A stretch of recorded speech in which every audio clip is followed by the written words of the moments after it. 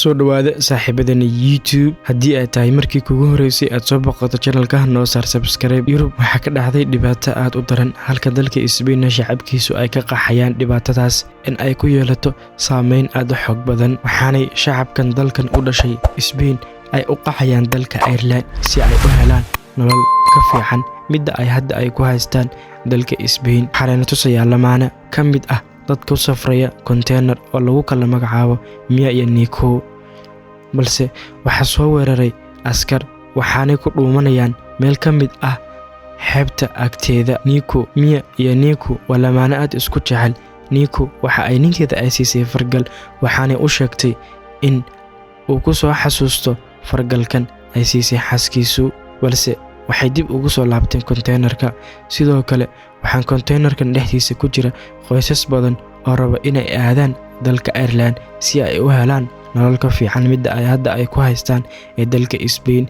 Sidoo kale Nico waxa la siiyay chocolate wayna la yaabtay, waxaanay weydiisay waa maxay sababta aad xilligan ay siinaysid chocolatada, balse ninkeeda ayaa ku yiri waxa laga yaabaa inay tahay wixii ugu dambeeyay ee aan ku siiyo. Sidoo kale Nico waxay ninkeeda ay u sheegtay in ay u leedahay uur, ilmaha caloosha ku jirana uusan dhaqdhaqaaqayn, balse ninkeeda waxa uu dejiyay niyadda, waxaana uu ku yiri wax walba oo dhaca waa inaan niyadaada wanaajisaa. Nasiib daro waxa mar labaad soo weeraray koox burcad ah, waxaana ku wada qabteen dadkii saarnaa containerka qoryo kala bar.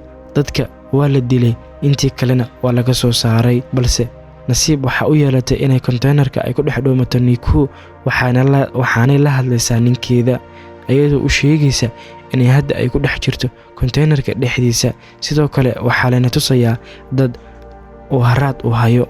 Nico containerkii ay saarnayd waxa lala dhacay xabado, hadda waxa soo haray dad yar, balse dadkan yar ee soo haray gebigoodba waxa lala dhacayaa xabado. Nicona waxa ay ku dhuumanaysaa meel ka mid ah containerka dhexdiisa, balse inta aysan dhuuman ka hor aad ayay u caabsatay, waxaana la dilay gabar ay garanayso. Containerkana waxa laga wada dhigay wada dalool mayran, balse ugu dambeyn Nico waxa ay ku badbaaday sidaas, waxaana kaligeed halkaas ku noqday. Ayada waxay cod u duubaysaa ninkeeda, waxaana u sheegaysaa in dadkii kale oo dhan la wada dilay. Sidoo kale waxaan arkaynaa containerka in la saaray markabkuna uu sidaa uu ku baxay. Waxay daawanaysaa sawirka ninkeeda iyo ayada, balse intii ay badda uu ku dhex jiray markabku waxa uu galay muujado aad u badan, halka Nicona ay ku wareertay muujadaha aadka u faraha badan. Miyahaysan cid caawisa, xaaladeedana aad ayay uga soo dartay ilaa ay gaartay inay ku dhex suuxdo containerka dhexdiisa, balse waxa ay ku baraarugtay containerkii ay biyo ay ka soo qulqulayaan, biyahaasna ay ka soo galayaan daloolkii lagala dhacay xabadaha. Sidoo kale waxa ay dalool ay ka aragtay in containerka ay ku jirto uu ka dhex baxay markabka, containerkeeduna uu ku dhex jiro biyaha dhexdiisa. Waxaanay isku dayday inay wacdo ninkeeda, balse may wici karin sababtoo ah ateenaduba umaysan shaqaynayn. Nico xaaladeeda aad ayay uga soo xumaatay. Sidoo kale waxay arkaysaa sanduuq ay ku jiraan maryo badan, waxaanay ugu dambeyn ay helaysaa kooladaas oo ay isku dayeyso inay ku dhajiso daloolada, balse dalooladu waxay ahaayeen kuwo aad u badan. Waxay sidoo kale furaysaa buug ay horey ay u soo qaadatay ay ku sawirnaayeen xusuusaheeda iyo sawiraanteedaba. Containerkana waxa uu ku dhex dhacay biyaha dhexdiisa. Nico aad ayay u qaylisay ayadoo caawimaad dalbanaysa, balse waxay heshay moobeel kale, waxaanay gelisay simikaar, balse moobeelkaasna umuusan shaqayn. Nico ugu dambeyn waxay dareentay xanuunka foosha, biyuhuna aad ayay ugu soo badanayeen containerka ilaa ay garan weydo waxa ay samayso. Nico sidoo kale waxay samaysay inay tuubo ay banaanka ay uga saarto, midna ay geliso containerka dhexdiisa. Waxaanay isku dayday inay wacdo lambar, balse ateenadu umaysan shaqayn. Sidoo kale waxa ay heshay moobeel kale, balse lambarkanina sidoo kale umuusan shaqayn ateenadiisa, waa waxa uu ahaa lambar bilaa ateena ah. Waxay maqashay hilaac agteeda ka baxaya, balse ugu dambeyn Nico waxay dhashay cunugeedii. Hadda waxa ay noqdeen 2 qof, balse xaaladda ay ku sugan yihiin aad ayay u adkaatay.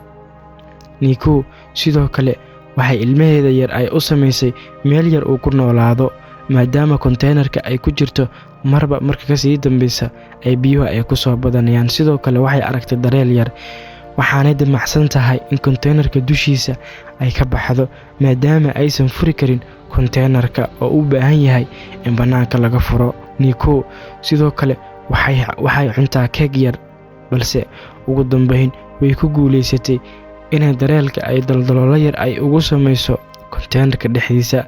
Waxay heshay taleefankeedii, balse taleefankeedii umuusan shaqayn. Konteenarkana waxa aad uga soo buuxsamay biyo aad u fara badan. Intaas ka bacdi Niku iyo ilmaheedii yaraa xaalka ayaa ku adkaaday ilaa ay garan weyday waxa ay samayso.